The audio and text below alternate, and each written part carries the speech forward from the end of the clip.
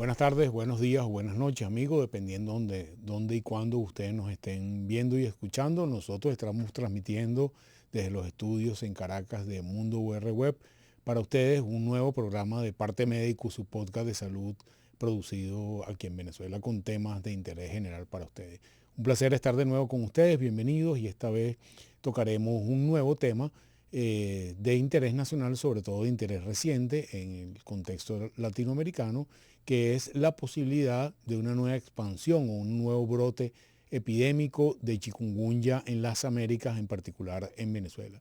Debemos recordarles nuestros mensajes parroquiales habituales, nuestras redes, @Mundo UR Web, @Julio Castro UM, y que salimos a través de la plataforma matriz de YouTube, pero también estamos en Spotify y Apple Music. Cualquiera de los buscadores ponen Parte Médico Julio Castro y aparece cada uno de los programas. Habitualmente sale de primero el programa más reciente, y estos programas tienen la particularidad de que se utilizan palabras claves como dengue, chikungunya, fiebre, dolor de espalda, infección urinaria. Le aparecen cada uno de los temas relacionados que hemos ido tratando a través de esto más de un año que tenemos del programa de Su Parte Médico. Bueno, la normativa en este caso o el interés de hablar de el potencial de chikungunya es que en semanas recientes la Organización Mundial de la Salud y su organismo referente en las Américas, la Organización Panamericana de la Salud, hizo una alerta de que hay condiciones y hay un número aumentado de casos, en particular en la parte sur del continente americano, con brotes de chikungunya en algunos países vecinos a Venezuela, donde están Brasil, está Chile, está Uruguay, está Paraguay, está Argentina. Y ya con chikungunya habíamos tenido la particularidad cuando hubo la epidemia anterior, que la mayoría de los casos, lo mismo que Zika, entraron a Venezuela o vinieron en un movimiento de la epidemia desde el sur hacia el norte. Ya tuvimos esa primera experiencia, por lo cual es predecible, entendiendo las circunstancias que vamos a hablar hoy en día, de que en las próximas semanas o meses tengamos casos de chikungunya en Venezuela. Ha habido algunos casos recientes en este primer trimestre del año, pero cuando hablamos de una epidemia es un número importante de casos como tuvimos previamente. ¿Por qué la Organización Panamericana de la Salud libera esta alerta? Y tiene que ver con diferentes condiciones. La primera de ellas, ya los hablamos, hay actividad del virus en el continente americano, en particular en el hemisferio, en la parte sur del continente, y como les comenté anteriormente, eso puede moverse hacia el norte del continente. La segunda condición y más importante es que el continente americano, en particular los países que están en la franja ecuatorial o alrededor de la franja ecuatorial, que se consideran los países tropicales, donde claramente está Venezuela, tienen una densidad del mosquito que transmite el chikungunya muy alta. Es decir, el mosquito del Aedes, el Aedes americano, que es el Aedes aegypti, pero también tenemos Aedes albopictus en América ya. El Aedes ha venido colonizando desde el centro de América, es decir, la zona meramente tropical, y ha ido expandiéndose progresivamente en los últimos 15, 20 años a latitudes tan altas, sobre todo en el verano, como ciudades como Nueva York, por ejemplo, por supuesto el estado de la Florida, y tan al sur como casi buena parte de la Patagonia, en particular en el verano del hemisferio sur. Entonces, tenemos una situación del vector que está ampliamente diseminado en el continente americano, pero además de eso, Venezuela, cuando teníamos datos de esto, era uno de los países con mayor densidad aédica. Es decir, esto se mide por el número de mosquitos adultos y el número de larvas que hay identificadas en cada domicilio. Venezuela era uno de los países con mayor densidad aédica en los últimos años y debe seguir siendo así en este momento. Hay un componente nuevo, que es el componente ambiental. Estamos viendo un aumento de las temperaturas en todo el continente americano, producido por interacción del niño y la niña, que produce modificaciones ambientales que eventualmente pueden afectar al vector. Pero en realidad, en el caso venezolano, nuestra franja de temperatura coincide con la franja de temperatura de optimización de la cría y la optimización de alimentación del mosquito Aedes aegypti, que tiene directamente que ver con su capacidad de reproducirse. Algunas características que quiero rescatar del mosquito, y aquí tenemos como dos posibilidades diferentes. El Aedes aegypti, que es el clásico patas blancas, tiene una capacidad de vivir alrededor del entorno humano. Es un mosquito que está muy adaptado a la vida del ser humano, es decir, les gustan las aguas blancas, no, y está alrededor, es peridomiciliaria, está dentro de los domicilios o está alrededor de los domicilios, viviendo muy íntimamente con el ser humano, porque para reproducirse necesita picar al ser humano, sacar glóbulos rojos y mantener el ciclo reproductorio de la Aedes aegypti. El nuevo mosquito, que es el mosquito tigre, es el Aedes albopictus, es un mosquito que vino de Oriente, vino del sudeste asiático, muy probablemente al final de los años 90 del siglo pasado, y posteriormente ha ido colonizando progresivamente esta zona de América. Todavía está en minoría en relación a la Aedes aegypti, pero es importante tenerlo claro porque tiene unas características diferentes a la Aedes aegypti. La Aedes albopictus es un mosquito que vive más distante al domicilio, es un mosquito que puede vivir muy bien en aguas grises o aguas negras, a diferencia del Aedes aegypti que le gustan las aguas blancas. Tiene unos requerimientos para picar. Él tiene capacidad de alimentarse por unidad de tiempo mucho mayor, es decir, pica más veces por unidad de tiempo que lo hace el Aedes aegypti, y esto lo hace más transmisor en particular del virus del dengue, pero también del chikungunya. Y tenemos la particularidad de que estos virus, dengue, zika y chikungunya, todos son transmitidos por el mismo vector, que es el Aedes aegypti o el Aedes albopictus. Estas tres enfermedades, entre otras, pero estas tres enfermedades son enfermedades metaxénicas, que nosotros las llamamos así porque requieren un vector para transmitirse, es decir, requiere necesariamente que haya el vector para transmitirse, y lo que da el beneficio de que si controlas al vector, controlas la enfermedad, a diferencia de otras enfermedades. Entonces, uno de los requerimientos importantes para evitar la transmisión elevada de dengue, chikungunya y zika, pero en este caso particular de chikungunya, es tratar de controlar los vectores, y esto es algo que es una tarea conocida desde hace muchos años porque lo aprendimos con dengue. Las formas más importantes de estas son, la primera de ellas, evitar la cría del mosquito, es decir, entendemos que hay dificultades en el agua en el país y las personas esta dificultad de agua implica que tienen que guardar agua.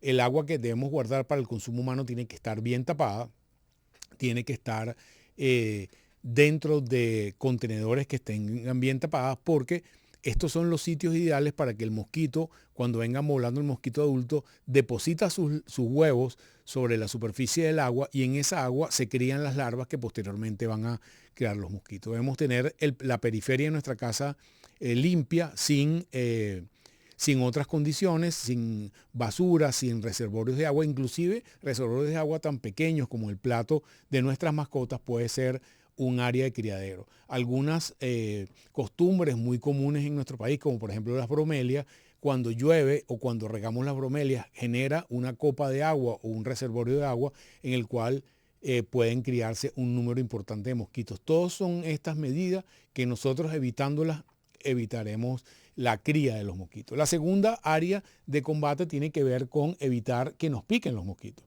Esta es un poco más compleja porque implica la utilización de alguna sustancia, por ejemplo, los repelentes, pero debemos entender que estos mosquitos pican por una razón genética, es decir, está codificado en su estructura genética de los mosquitos, porque tienen que alimentarse a esas horas específicas. Ellos pican exclusivamente con los cambios de luz, es decir, al amanecer y al atardecer, que en Venezuela, en todos los países latinoamericanos, cambia un poco con las estaciones, pero en general, cuando se producen estos cambios de luz es cuando el mosquito se moviliza de los sitios donde él descansa y va a buscar al ser humano para alimentarse. Entonces, a esas horas, si nosotros logramos que a esas horas, por ejemplo, los niños pequeños y las personas mayores estén con mosquitero, no se produce la picadura porque el mosquitero protege la picadura. Pero en el caso de los otros grupos de la vida que son económicamente activos, que tienen que ir al trabajo, tienen que levantarse temprano, las estrategias son un poco diferentes, porque no te puedes ir con el mosquitero montado en el autobús para tu trabajo. Usar repelentes funciona, utilizar mangas largas, por ejemplo, protección de las mangas largas, evitar espacios oscuros donde el mosquito normalmente vive, y lo más importante, controlar el mosquito a nivel domiciliario. Nuestros mosquitos que nos pican en nuestra casa, nosotros los criamos en nuestra casa. Es muy improbable por la distancia que puede volar un mosquito que el mosquito de una cuadra me venga a picar a mi casa. El promedio de vuelo de un mosquito en términos de distancia no pasa de unos 20, 30 metros. Es decir, si una casa tiene 100 metros cuadrados, un apartamento, la mayoría de los mosquitos que nos pican en nuestra casa los criamos nosotros en nuestro propio apartamento. O sea que mi sugerencia es que busquemos activamente la presencia de mosquitos adultos o larvas, porque ahí hay un ciclo y nosotros interrumpiendo ese ciclo vamos a disminuir la producción de la enfermedad. Vamos a hablar brevemente de los síntomas de la enfermedad, sobre todo una vez que no ha llegado extensamente esta enfermedad para que estemos pendientes. Es una enfermedad febril que produce una fiebre muy alta, produce un malestar desde el primer momento muy intenso. Es característico de la enfermedad por chikungunya la erupción en la piel. Los médicos lo llamamos el rash. Es una erupción muy intensa, muy roja, parece una reacción alérgica y muchos pacientes vienen a consultarnos porque piensan que tiene una reacción alérgica. Pero cuando tiene fiebre asociado a la erupción, debemos descartar dengue, chikungunya o zika. La mayoría de las veces este diagnóstico o este descarte se hace clínicamente, se hace en base a la evolución de la enfermedad, en base a los síntomas. Chikungunya característicamente produce un dolor en las articulaciones y en los músculos extremadamente importante que inclusive limita a las personas de hacer actividades normales. Es decir, la gente dice, me cayeron a palo, tengo un dolor en las articulaciones que no me puedo mover. De hecho, el término chikungunya significa en términos indígenas del Pacífico, la persona rígida que no puede moverse. Y el malestar en las articulaciones es particularmente agudo y severo en la fase aguda de la enfermedad. Esta fase aguda de la enfermedad, la fiebre dura de 5 a 7 días, es una fiebre alta que produce mucho malestar, produce dolor de cabeza, puede producir inflamación de los ganglios. Típicamente produce inflamación de las conjuntivas oculares, es decir, las personas pueden tener lo que sería una conjuntivitis, se produce el color rojo en la parte de la esclera, que es lo blanco del ojo, y en algunos momentos, sobre todo al principio, puede parecerse a dengue, enfermedad con la cual los venezolanos estamos muy familiarizados. Pero el chikungunya tiene esta característica que el dolor articular es particularmente intenso. Uno de los grandes problemas del chikungunya, a diferencia del dengue, es que puede dejar secuelas que pueden durar muchos meses. A diferencia del dengue, una vez que uno sale del dengue, puede quedar débil, pero no hay consecuencias a largo plazo. En el caso de chikungunya, él puede producir una inflamación en las articulaciones que se puede convertir inclusive en una artritis que puede durar semanas o meses y requiere tratamientos específicos para desinflamar las articulaciones o los músculos. Entonces, esta es una de las grandes complicaciones a largo plazo. A diferencia del dengue, chikungunya no produce alteraciones importantes, por ejemplo, en las plaquetas. Es muy improbable que el chikungunya produzca fenómenos hemorrágicos. Y a pesar de que las plaquetas pueden bajar discretamente durante el curso de la enfermedad aguda, no produce contagio de plaquetas tan bajo ni el riesgo asociado a las plaquetas bajas como tenemos en el caso del dengue. Pueden alterarse las pruebas del hígado, pueden alterarse las transaminasas. Normalmente pueden bajar los glóbulos blancos, lo cual es común en la mayoría de las infecciones virales. Y lamentablemente no hay exámenes de diagnóstico certero para el caso de chikungunya. En Venezuela y en buena parte de los países latinoamericanos, el acceso a pruebas de alta tecnología, por ejemplo, como PCR para chikungunya, es muy limitado, es muy difícil y las pruebas rápidas en general no son buenas para el diagnóstico de chikungunya, por lo cual nuestra recomendación es que usted vaya al médico y su médico con experiencia debería decirle y dependiendo de la evolución y los síntomas que tenga, si es probable que sea chikungunya o dengue. En Venezuela hemos tenido la particularidad de que hemos tenido episodios de dengue con chikungunya, epidemias al mismo momento, tienen una razón común que utilizan el mismo vector, a pesar de que son dos virus diferentes, y hemos tenido epidemias de dengue con Zika al mismo tiempo. La última gran epidemia de Venezuela de dengue fue en el año 2015 y desde entonces hemos tenido relativamente muy pocos picos de enfermedad como habíamos tenido al final del siglo XX y a principios del siglo XXI. Y es posible que haya transmisión de dengue todavía. De hecho, hay casos de dengue, no en brotes importantes, pero ha habido casos de dengue en este trimestre.